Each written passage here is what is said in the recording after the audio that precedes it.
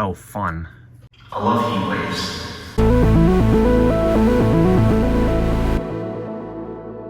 Good day, folks. It's time for another video with PC related nonsense. And today I've got machines retrieved from work. So we had plans of taking things to recycle, but obviously since I do a lot of the PC hardware related stuff because, well, other guys are taking care of the phones or whatever have you, I took the liberty of removing hard drives from pretty much everything that was in the stack, with the exception of a few different machines because they don't have to have their drives removed for data security compliances or whatever. So basically what you see here is most of it that I was interested in taking home, and I'll probably do another round when I go back on Monday because there's a few different stragglers I didn't quite get a hold of because, well, they were locking the office as I was literally taking out the last system. So you know how it goes.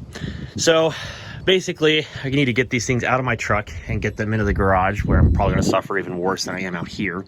The high today is supposed to get up to 104 degrees, so yeah, I don't need these things baking in the back of my truck.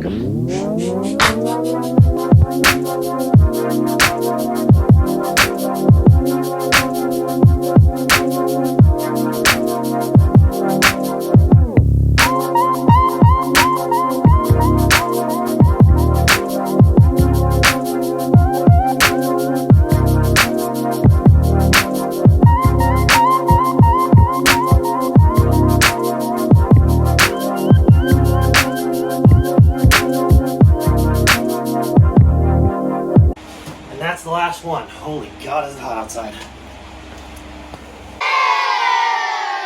Alright, let's get back after it after I've sat in the air conditioning for at least a little while just because I wanted to not be nearly as sweaty as hot as I was earlier trying to pack all these things out of my truck.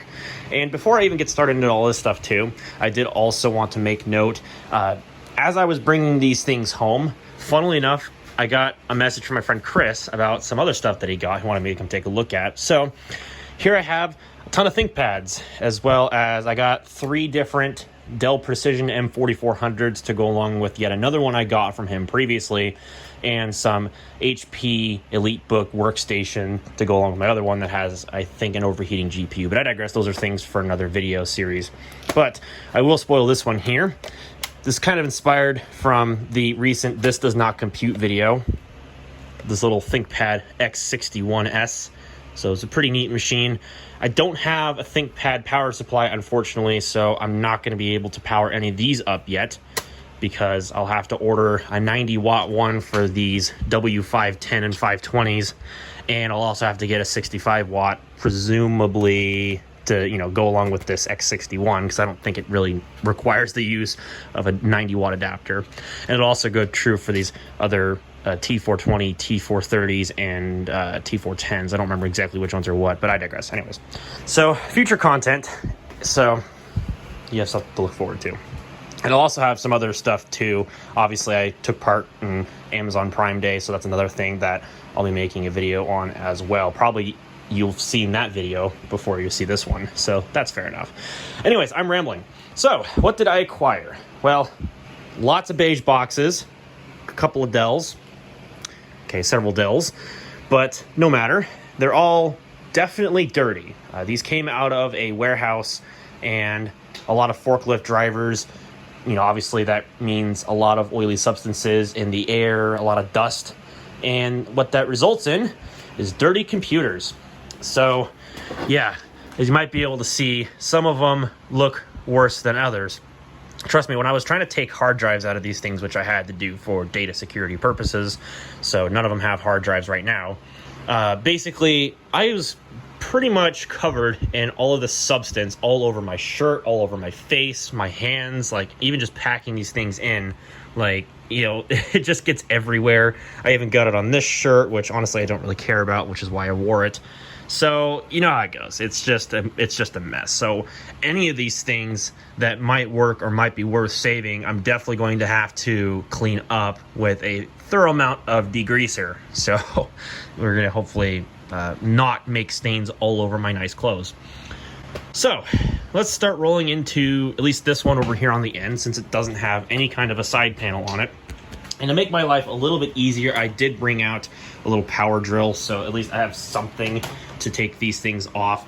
With the exception of this one here, trying to rip the side panel off this one is a nightmare. So I'm probably going to save that one for last, to be honest, because I had to fight that one at work. I had no flipping idea how difficult it was to get the side panel off. It was a nightmare, like I said. So I'm not going to touch that one. But otherwise, I'm going to probably go through all these other ones and show you what's inside. All right, let's get started with this one that has no cover. And do bear with me with the lighting. I have the garage door shut because it's all going to let this heat in, all this area. So I'm already hot enough. I don't need any more heat to contribute. So bear with me on the lighting. This is about the best that I can do. Anyways, I digress. So this system here, I believe, is a Socket 7 AT build. And it looks to have some kind of a Pentium processor in there with its own little heatsink and fan. I have no idea of the clock speed. That'll just be a mystery for me to find out. I'm gonna see if I can try to figure out who made the motherboard because, oh, yeah, it's right in there. AOpen AP5T. So I'll have to see if that's a valid motherboard model number. But it does have at least a few different cards in it. And presumably that includes a PS2 mouse, or maybe that can be a keyboard. I'm not entirely sure because obviously there's an AT keyboard port there. And there's the specs on the back, actually. Okay, so that pretty much is a dead giveaway of what this thing actually has in it. Pentium 166 MMX with what looks to be 32 megabytes of RAM and what used to be a 2.1 gigabyte quantum hard drive, which has since been pulled. I didn't pull the hard drive out of this one. It was already pulled, so that's pretty nice. But I don't know what the rest of the hardware actually includes because there's some interesting expansion cards with interesting connectors. Obviously, I know that that one there is like a multi-IO card with the 9-pin and 25-pin serial ports on it. And obviously that's got a parallel port and it looks like a PS2 mouse port, VGA card, so on and so forth. So it does have EDO memory, which is pretty nice to see. I mean, it would be expected on a 1997 machine, well, AT for that matter. That's pretty useful. It's got an internal speaker there, floppy drive. I think that's a standard CD-ROM drive. Yep, 20-speed CD-ROM drive. AT power supply, which I think is obviously an AOpen branded one. 200 watts based on the very thick amount of grease that's on this thing. And yeah, this one I think would be quite fascinating to try to power on because, well, it's an AT Socket 7 system. You don't see a heck of a lot of these anymore, at least comparative to like Pentium 4s and other Socket 775 machines. And, you know, obviously Socket 478 things are getting fewer and far between. So, you know, you definitely don't see a heck of a lot of these anymore. All right, this is the one system that I kindly labeled as to what CPU is inside of it, which is a Pentium 3 at 450 megahertz. And this, I believe, is slot 1. So it'll go along with my Dell Dimension XPS T500 that I've got in my trailer.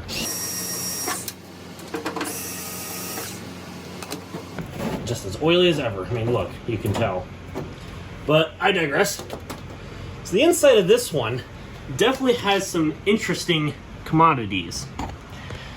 Mainly, Sound Blaster logo on that sound card, which is down there. I wasn't even pointing the camera at it properly. And I'm not entirely sure what else lies inside. I do know it's got a slot 1 Pentium 3 at 450 megahertz. It does have a cooling fan on it as well. Let's see, what other things lie inside? I think that's probably an Ethernet card. Yep, that's exactly what that is. I think that's like a 3-com of some kind. Aim the camera in there. Maybe it could be something else. But in either case, there's the video card, an ATI 3D Rage Pro AGP with its own upgradable VBIOS. Looks like a modem down there. And yeah, the sound card is just a Creative CT4170 ISA sound card. Flop drive and I think that's what speedy-ROM drive seat is at, 40 speed. And it's also a 250 watt power supply. Now, let's see if I can figure out the motherboard model. GA-6BXC is the maker of this board. So, yeah, not much really to show, at least immediately. It does have an award BIOS. All the caps look to be pretty good. So, other than not knowing how much RAM is in this thing, it's got RAM chips that look to be made by Siemens. It's got 64 megabytes of RAM. That's what that stick shows. So, a fairly typical late 90s office PC, I would say. And definitely got thoroughly used in the world of, well, I guess, instrumentation. That's about the best way I can put it. Moving on.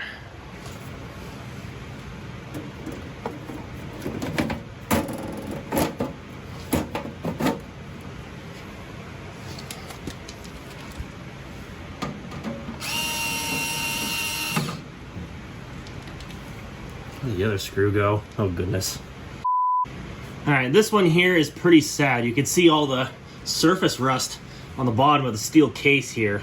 I saw that and I was pretty bummed out. I was thinking that perhaps it was a leaky battery and maybe it had destroyed the motherboard. But actually, no. This one is surprising.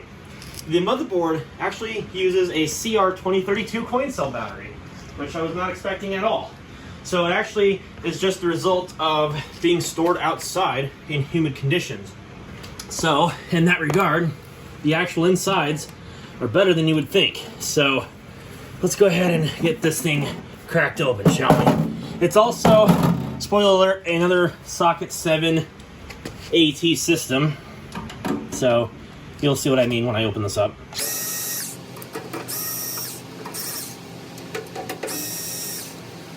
It might take a bit of finagling for the case. Let's see if I got it. There we go.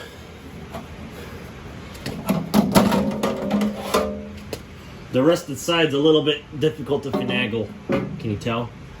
Okay, it's a little hard to see, but here are the insides of this particular meme. This one actually has an S3 PCI VGA card, S3 Verge DX. Don't know how much VRAM, I would guess a megabyte. Maybe it has something in between there. The CPU, again, Socket 7, looks to be a Pentium. I don't know what speed. This one, I don't think had a label denoting its specifications, but that's to no surprise. Other cards, let's see, besides the VGA card, it does have 9-pin and 25-pin serial. It looks like another PS2 port for mouse with a parallel port on it. It looks like it has some kind of COM port card, so it adds an additional 2 9-pin serial ports, modem, and what also looks like to be a very early ISA Ethernet card. And there it is in there, SMC. I don't know what model it is. It doesn't have like a boot ROM chip on it, obviously, and I'm not doing the best job at showing it, but that's all right. But it does have the 10 base 2 as well as the 10 base T, so it has the coaxial connection. Or sorry, not the coaxial, the BNC connection. I was thinking of the wrong standard, and the RJ45 jack. But there you can see what I was talking about. It does use a Sony CR2032 battery, which is pretty nice. The motherboard model is AB-TX5. I'm gonna guess that that is also an A-open motherboard, but I also could be wrong. It might be somebody else.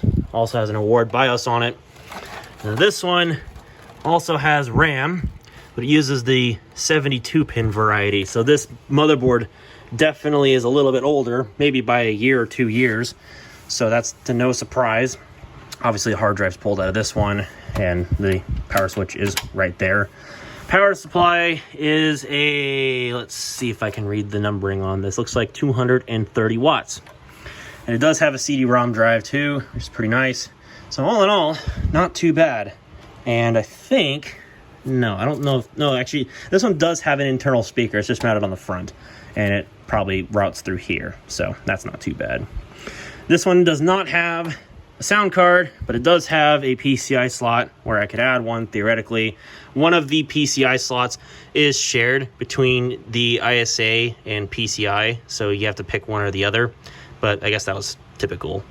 But yeah, this machine would be a very interesting soldier to try powering on, mainly just because I never got around to fixing up that old, I think it was an AMD based 386 because the battery had just gotten long gone, and so I sold it off to somebody else who was actually going to properly restore it, or at least try to properly restore it.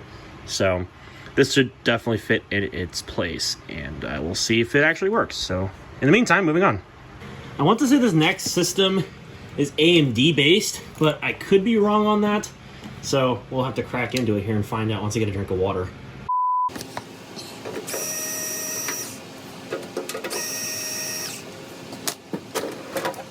All right. As I thought, yes, this one looks like the AMD system, or for that matter, it could very well be something else.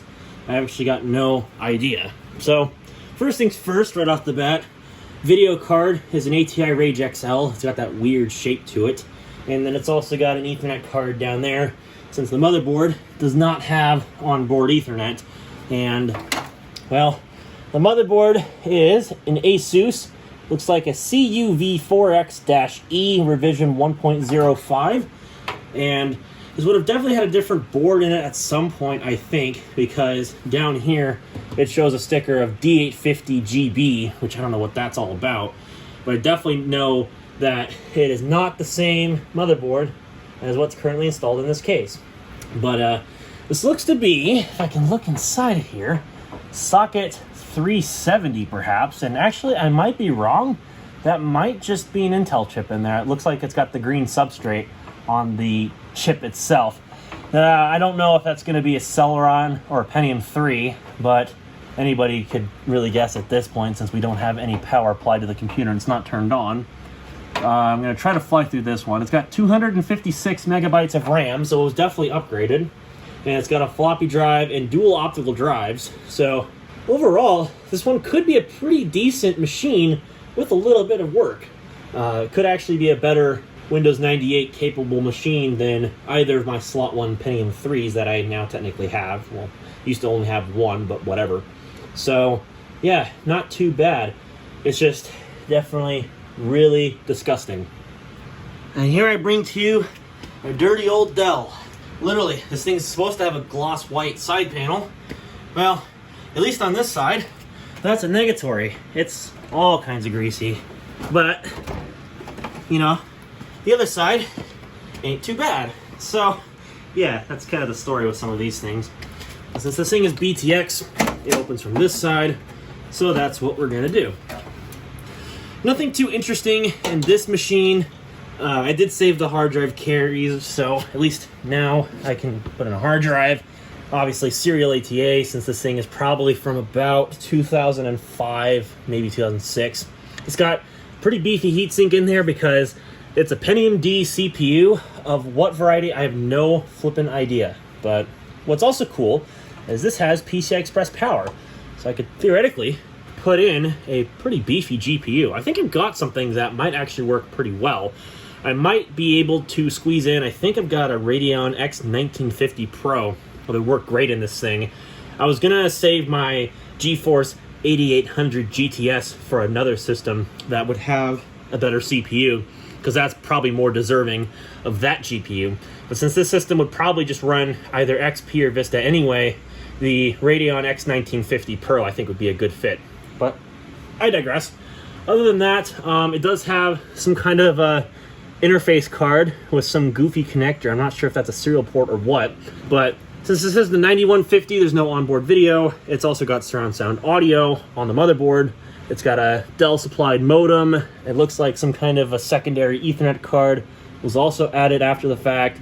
How much RAM does this have? I'm going to assume 1 gigabyte is in there, but it could very well be upgraded, or maybe it's 512 megs. I have no idea. The graphics card, I think, looks like one of those ATI Radeon X series cards, like an X300 or something like that. I think just based on the look of that PCB, that's what it reminded me of, but I obviously could be wrong. And otherwise, it's just your run-of-the-mill Dell Dimension 9150 with a Pentium D, IDE optical drive, no internal speaker, and very dirty in this case. So, moving on, we're just going to move on to the next Dell that I think would be interesting, because again, the last beige box I'm not tearing into because it's going to be a pain in the butt to get the side panel off.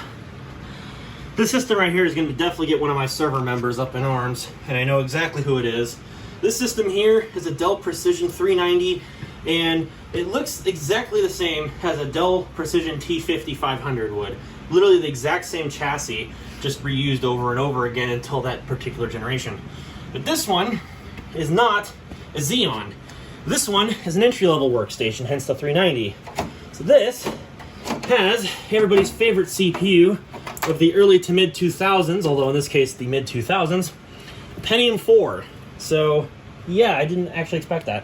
So it's either Prescott or Cedar Mill Pentium 4. I don't know which. I obviously haven't turned this thing on. It's got a Windows Vista capable sticker on the front of it, because obviously, of course, it's got to have that. And it looks to me like it's a very similar motherboard to that of the Dell Dimension 9150. Literally, the internal layout is very similar. And this one does not have a video card. It also doesn't have any other expansion cards. But it does have a lot more of the I/O on the back. Almost tipped this thing over. That would have been a great idea. And I wouldn't have been. Saves me from using it anyway. Yeah, the internal video is non-existent. It does have onboard PS2, which is pretty nice. And interestingly, 5 USB ports on the back for some reason.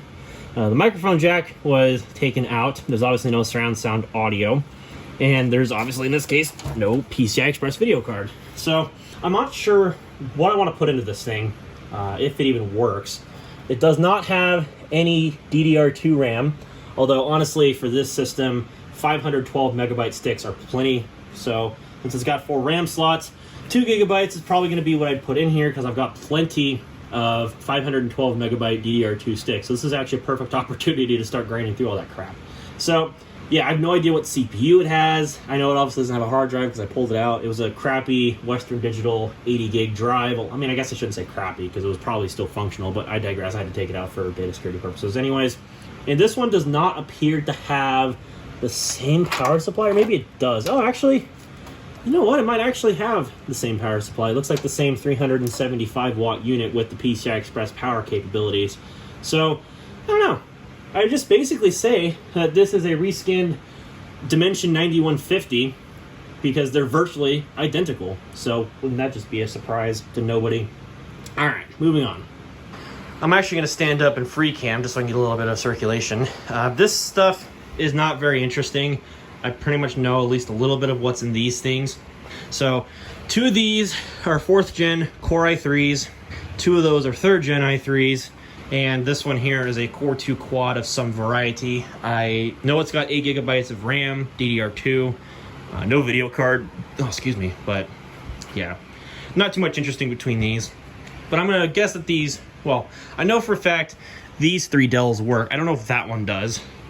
And I believe this one also works as well, but I could be wrong on that. So that just leaves us at the end with this thing here.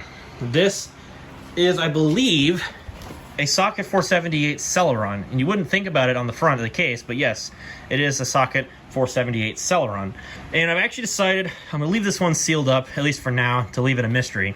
Not just because I'm not interested in fighting the side panel off, because I'm already basically looking like a sweating, dying pig right now because it's so freaking hot outside.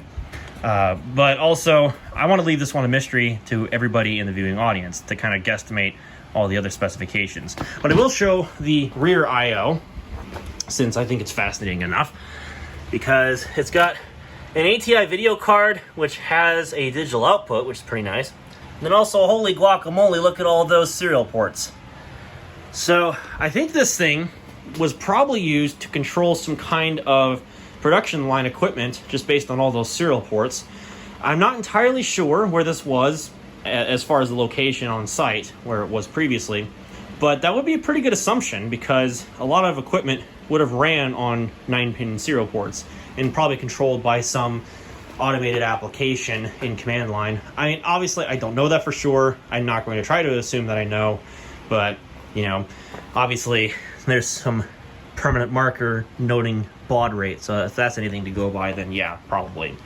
So yeah, I'm just not willing to fight this stupid thing. It's a pain in the butt to get it off because you have to pop off this corner of the front panel to get the side panel off. It's one of those where it's an absolute train wreck to get it off for security purposes, and it's designed intentionally to be that way. So No, thank you. I'm not interested in doing that right now. It's not really interesting inside. Like I said, it's a socket 478 Celeron. So when the time comes to put a hard drive in this thing, then I'll worry about taking off the side panel once again, because I might just make this thing the first thing that gets a hard drive, because again, it's such a pain in the butt. So at least for right now, that pretty much documents all the freebies that I got from work. And obviously this isn't all inclusive. There are a few more things that I want to basically pull before everything else gets sent to recycling. So I'm going to make a part 2 run Monday morning while I'm at my office, and I'll grab some more things, and obviously I'll make a dedicated video to that then. But for now, that pretty much gets all these things out of the way. So I need to go grab some RAM, because I'm going to throw some RAM into this Precision 390 so it has RAM. And I'm just going to throw like a single stick in there to see if it actually posts, and then I'll go from there. But we'll see about trying to power on everything else and see if it even actually works, because I actually don't have a clue. I know for a fact that I think that one there and these two small form factor Dell Optiplexes, being a 3010 and a 3020, they have their hard drives, so I'm going to have to wipe those. But otherwise, everything else does not have a hard drive. So the nice thing is, given the age of these systems, I don't have to go crazy with hard drive capacity, because basically everything in here had like an 80 gig hard drive at the biggest. With the exception of one system, I think it had a 500 gig drive, but obviously that was like a Dell Dimension E521, and I already have one of those with an Athlon 64 X2, but, you know, whatever. But, alright. Enough digressing. Let's go get these things powered up, and let's see if any of them actually work.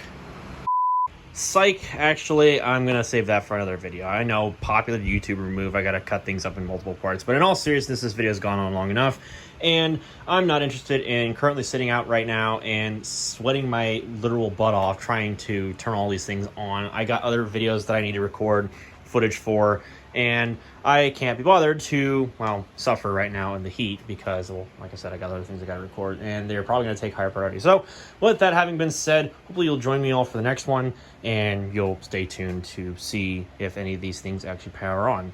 And if you like what you saw, you know what to press. If you didn't like it so much, well then, you also know what to press. Get subscribed down below, click the bell so you don't miss that new upload and future uploads. And with that having been said, thank you very much for coming to watch, and I'll catch you all in the next one.